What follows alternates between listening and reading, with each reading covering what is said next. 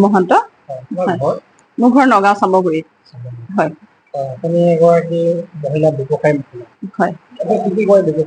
ব্যৱসায় বুলিলে মই প্ৰথমটো আচাৰৰ পৰা আৰম্ভ কৰিছিলো। আচাৰ জলপান এনেকুৱাখিনি লৈ আৰম্ভ কৰিছিলো। তাৰ পৰা এতিয়ালৈকে বহুতখিনি ফুড প্ৰচেছিং ইণ্ডাষ্ট্ৰিৰ পিছত মোৰ কুহি বেকাৰী বুলি আৰম্ভ কৰিলো। তাৰপিছত মোৰ কুহি টি বাৰ এণ্ড ৰেষ্টুৰেণ্ট, তাৰপিছত এতিয়া মোৰ কুহি লজিং, এই 4টা ব্যৱসায়ৰ লগত জড়িত। আৰু চৰ্টলি আৰু কিবা কিবি তেনেকে আৰু আশা আছে কৰি যাম বুলি। সফলতা আৰম্ভণিৰ পৰা বৰ্তমানলৈকে আপুনি কেনেধৰণে প্ৰচেষ্টা কৰিছে? বহুত কষ্ট কৰিছো আৰু বহুত মানুহৰ সহায় পাইছো, বহুতৰ আমাৰ অসমৰ ৰাইজৰ চাপোৰ্ট পাইছো। মোৰ প্ৰথম আৰম্ভণি প্ৰথম ইনকম আছিল 30 টকা। মই যিটো মই পাহৰা নাই আজিলৈকে, মোৰ মনত আছে। মই 30 টকা প্ৰথম ব্যৱসায় আৰম্ভ কৰিছো, 30 টকা চেল কৰি। প্ৰথম মোৰ ব্যৱসায় ইনভেষ্টমেণ্ট আছিলে মোৰ 1200 টকা মেচিনাৰী আৰু 200 টকা মোৰ ৰ মেটেৰিয়েলছত। আৰু তেতিয়াৰ পৰা এতিয়ালৈকে মই জিৰ'ৰ পৰা মই আজি এইখিনি পৰ্যায় পাইছোহি। আৰু ইয়াতে আমাৰ মিডিয়া খিনিতো আছেই জড়িত হৈ, বহুতখিনি আপোনালোকৰ চাপোৰ্ট মই পাইছো। আৰু অসমৰ ৰাইজৰ লগতে মোৰ গোটেই দেশ বিদেশৰ গোটেই মানুহখিনি আহি আছে, পাই আছো সেইখিনি মানুহক। গতিকে মই নিজকে মানে বহুত ভাগ্যৱান বুলি ভাবো। মই যি জেগাত আছো, মই চামগুৰিৰ নিচিনা জেগাত আছো, যি জেগাত নেকি হাইৱে হয়, এই হাইৱে দি যোন মানুহে যাওক, য'তে চাহ একাপ ভালকে খাব বিচাৰিলে, ভালকে ক্লিন বাথৰুম এটাত যাব বিচাৰিলে, মোৰ ইয়াত আহিলে মোক ভালকে মানুহে প্ৰথম এবাৰ অহাৰ পিছত সেই মানুহজন বেলেগ জেগাত দ্বিতীয়বাৰ নাযায়, মোৰ ইয়াতে আহে বা মই পাহৰিব নোৱাৰে। আমাৰ ইয়াত আহি একাপ যদি চাহ খায়হি, তেতিয়াহ'লে আপুনি এইটো ফিল নহয় যে আপুনি হোটেলত গৈ একাপ চাহ খালে। আমাৰ ইয়াতে আহিলে আমাক আলহী ঘৰলৈ অহাৰ নিচিনা এটা ফিল পাব। আমি চাহৰ লগত আমি অসমীয়া বস্তুখিনি কেনেকে প্ৰমোচন কৰিব পাৰো, যিকিনো আমাৰ অসমতে সোণ আছে, আমি তাকে উলিয়াব জানিব লাগিব। গতিকে আমাৰ অসমীয়া বস্তুবিলাক ইমান হেল্ডি হয়, আমাৰ ট্ৰেডিচনেল বস্তুবোৰ জলপান চলপান এইখিনি আমাৰ য়ং জেনেৰেশ্যনক বহুত মই গৌৰৱে কওঁ যে আমাৰ য়ং জেনেৰেশ্যনে আমাৰ জাংক ফুডতকে আমাৰ জলপানক আদৰি লৈছে। সেইটো বৰ ভাল লগা, মোৰ কাৰণে এটা খুব ভাল লগা বিষয়।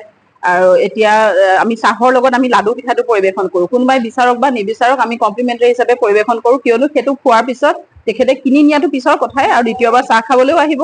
আৰু আমাৰ পিছত পিঠা লাডু খিনি প্ৰচলন হৈ থাকিব 12 মাহে। আৰু আমাৰ ইয়াতে অকল পিঠা লাডু বিহু বুলি নহয়, গোটেই 12 মাহে সকলো সময়তে পিঠা লাডু জলপান আচাৰবোৰ আমি বিভিন্ন ধৰণৰ বনাও। যেনে ভোট জলকীয়া আচাৰৰ পৰা আমি ভেজ বা নন ভেজ আচাৰো বনাও। আমি মাছৰ আচাৰ, চিকেনৰ আচাৰ, এনেধৰণৰ আচাৰ খিনিও আমি বনাই আছো। আপোনাৰ ব্ৰেকফাষ্টৰ পৰা ইভিনিঙৰ টি লৈকে আৰু আপোনাৰ থকা ব্যৱস্থালৈকে সকলোখিনি আছে। ইয়াৰ মোৰ ফেমিলিটো মোৰ একদম বেক বন হৈ মোৰ লগত আছে, সদায় জড়িত হয়। মোৰ বাচ্ছা যেতিয়া মই আৰম্ভ কৰিছিলো তেতিয়া একদম সৰু, সিহঁতৰ মোৰ ল'ৰাটো মাত ফুটাই নাছিল ভালকে, অলপ ভঙা সি তেতিয়াও ষ্টিকাৰ লগাব জানিছিলে।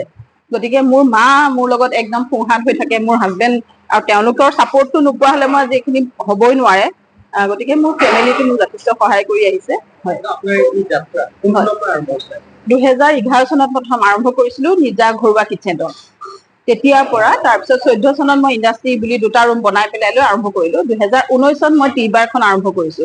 মানে ষ্টেপ বাই ষ্টেপ বহুত একদম ঘৰুৱা কেৰাহীটোৰ পৰা বহুত বেছি আচাৰো, কিজানি নহয় 2-3 কিলো আচাৰ প্ৰথম আৰম্ভ কৰিছো বনোৱা। তেনেকুৱাৰ পৰা আজিলৈকে বহুত এটা দীঘলীয়া জাৰ্ণি, আৰু যিটো সপোন ময়ো দেখা নাছিলো, এইটো মই মোৰ কষ্ট কৰি গৈ আছো আৰু ভগৱানে মোক সফলতা দি আছে। তেনেকে ভৱিষ্যত প্ৰজন্মলৈ মানে মই কওঁ যে কোনো মানুহৰ গাত একো গুণ নথকাকে নাথাকে, সকলো গাতে এটা গুণ থাকে। তাকে কোনে কি কৰিব পাৰে সেই বস্তুটো উলিয়াব লাগে। আৰু কোনো মানুহ বেকাৰ হৈ থাকিব নালাগে, হাই মোৰ হাতত পইচা নাই। আপুনি দুখীয়া হৈ জন্ম হোৱাটো ডাঙৰ কথা নহয়। মই যি সময়ত আছিলো মোৰ হাতত 10 টকা এটাও প্ৰব্লেম আছিলে, কিন্তু সেইটো লৈ পেলাই মই হাই কৰি থাকিলে নহব। আৰু দুখীয়া হৈ মৃত্যু হোৱাৰ সময়ত যদি আপুনি দুখীয়া হৈ থাকে, সেইটোহে বহুত বেয়া কথা। গতিকে যি সময়ত আমি কাম কৰি যাব লাগে, যি সময়ত আমি পঢ়া শুনা শেষ কৰি লৈ, পঢ়া শুনাটো বহুত জৰুৰী হয় বাৰু, পঢ়া শুনা শেষ কৰি লৈ যাতে আমি বেকাৰ হৈ ঘৰত বহি নাথাকো।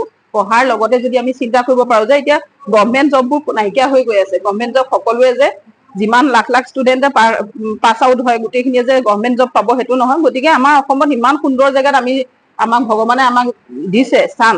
গতিকে আমি আমাৰ জেগাখিনি, আমাৰ যদি নৰসিংহ পাত জংঘলত পৰি থকা, ভেবেলী লতা জংঘলত পৰি থকা, এইবিলাক লৈ আমাৰ হালধি ইমান ভাল, আমাৰ সৰিয়হ তেলটো ইমান ভাল, আমাৰ কোনটো বস্তু বেয়া?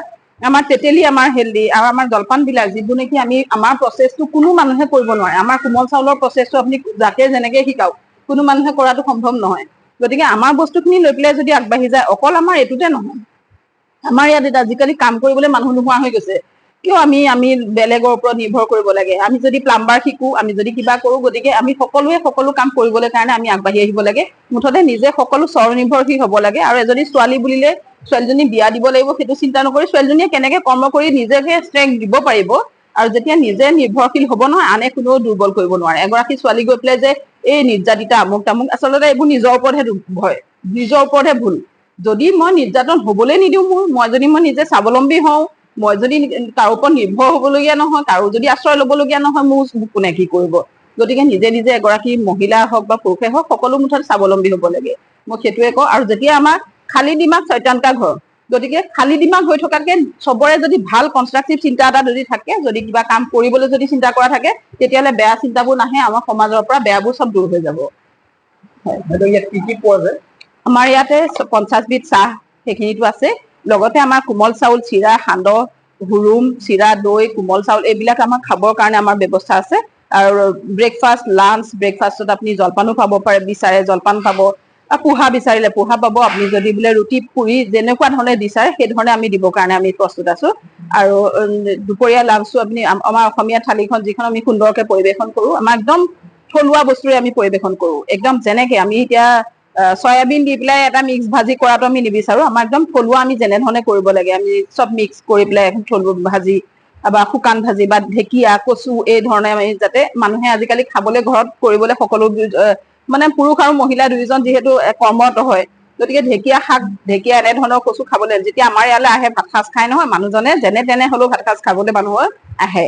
গতিকে সেইটো ভাল মানে এটা চেষ্টা কৰি আছো যাতে আমাৰ থলুৱা বস্তুবোৰ মানুহে পাই থাকে, সেইখিনি আছে।